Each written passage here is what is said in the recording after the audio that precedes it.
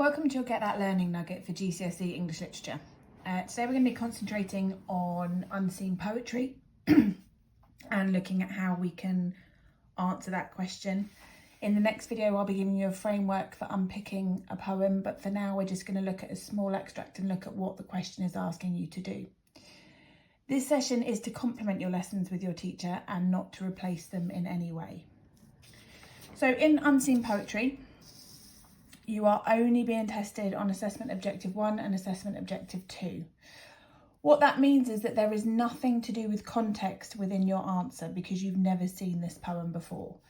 So you need to be able to look at a poem straight off, understand what that poem is about, pick out key quotations, and then analyse what the writer is doing in order to get their message across. So the first thing that you need to look at is this. Who is talking in that poem? What is the tone? What is the emotion in that poem? And what is happening? So the poem we're going to look at today, or the extract of the poem, is this. So you will be given a question that you are asked to consider, and before you start reading the poem, look at that key word. So how does the poet present ideas about death? You already know, therefore, that a key part of this poem is about death. Do not go gentle into that good night. Old age should burn and rave at close of day. Rage, rage against the dying of the light.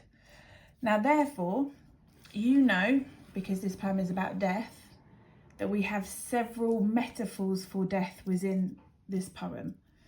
So, dying of the light is therefore a metaphor for death. Close of day is therefore a metaphor for death. Good night is therefore a metaphor for death. Okay? We don't necessarily know the name of the person who's talking. We don't need to. What we do know is that he is talking directly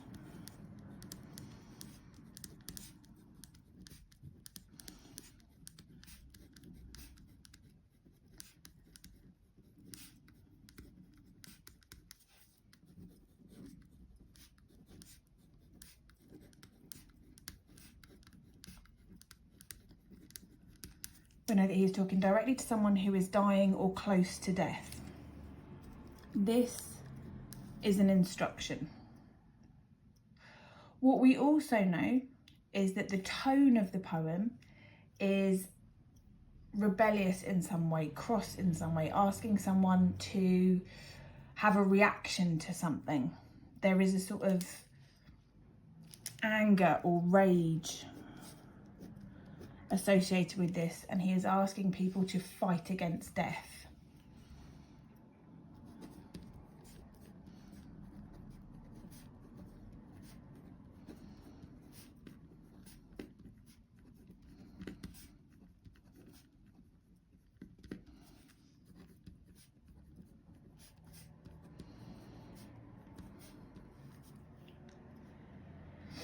You also have references to burning, which links to the idea of passion. This is a plea or a request.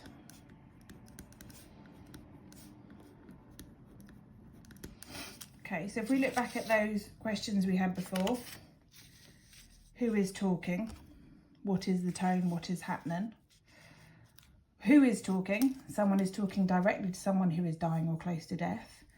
The tone is that of fight, of anger, of rebellion.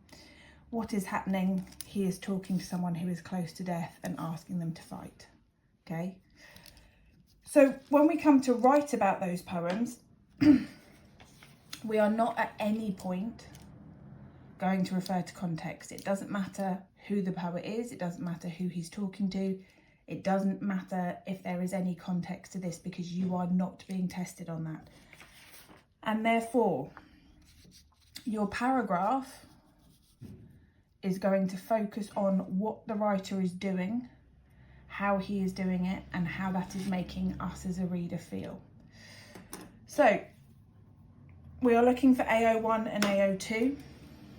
AO1, which is understand the poem.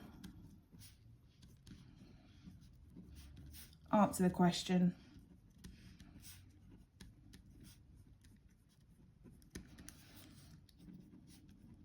choose quotations, AO2, which is writer's craft. What are they doing to get that message across? How are they getting that message across?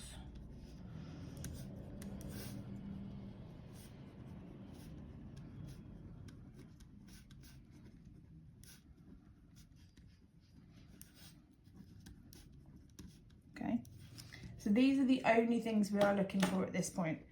So the poet uses metaphors to present death as final. So the poet uses metaphors. There's my AO2. Present death as final. There's my AO1. He refers to death as the dying of the light. There's my AO1.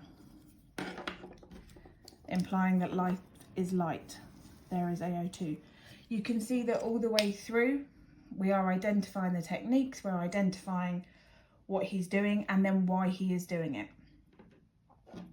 By doing this, he could be suggesting to the reader that life is positive, as we traditionally see darkness as a negative. Light can also represent hope and warmth. As such, the writer is showing us that death carries none of these connotations and that dying is something that we should rage against. What we've also got there is embedded quotations, and you'll notice that they're not very long. You don't need to pick the longest quotation possible. Furthermore, he refers to death as night and life as day. This could suggest that death is something to be feared, as we associate night with the end of something, and it is often linked to evil or terrifying things. So we are saying a lot in that paragraph about very little.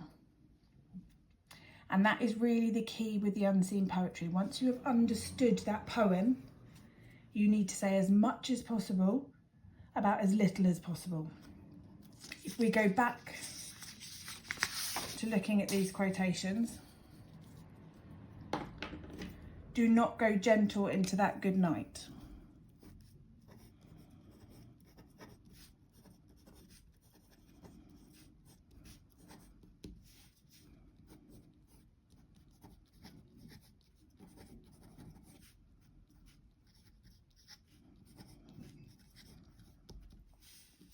So do not go gentle, fight against it, into that good night.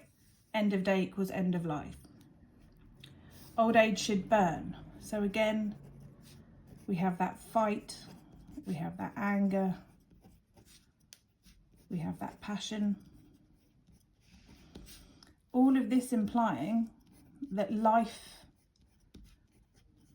is worth living. Life is important. Life is something to be treasured. And therefore, again,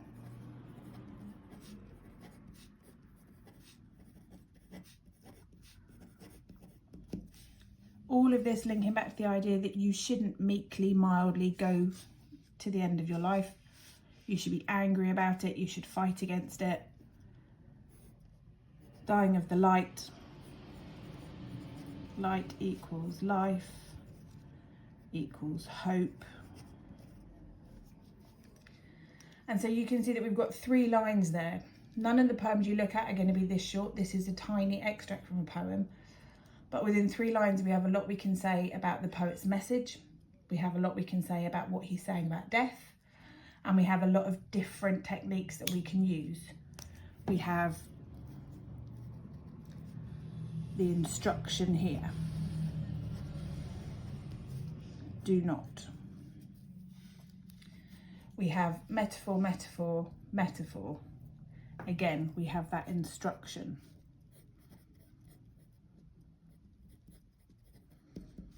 He is telling someone how to approach death. He is telling someone how to live their final time. If we look back at that paragraph quickly, we've identified the techniques, we've analysed the techniques, and we've looked at several different things we can say about them.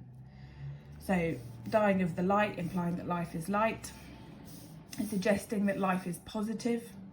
We traditionally see darkness as a negative. You've said 2 different things there about the same quotation. Then again, light can also represent hope and warmth. As such, the writer is showing us that death carries none of these connotations and that dying is something that we should rage against. Again, we're saying more things about the same quotation. Furthermore, he refers to death as night and life as day, suggesting that death is something to be feared, as we associate night with the end of something, and it is often linked to evil or terrifying things. So we've said a lot in that paragraph about a small extract of a poem. What I would like you to do is have a go at writing your own paragraph using the quotation, "Do not go gentle into that good night." You can see that you're looking for about 5 or 6 lines. You need to identify the technique, you need to analyse the language that's being used, and you need to make a statement about what the poet is trying to tell us.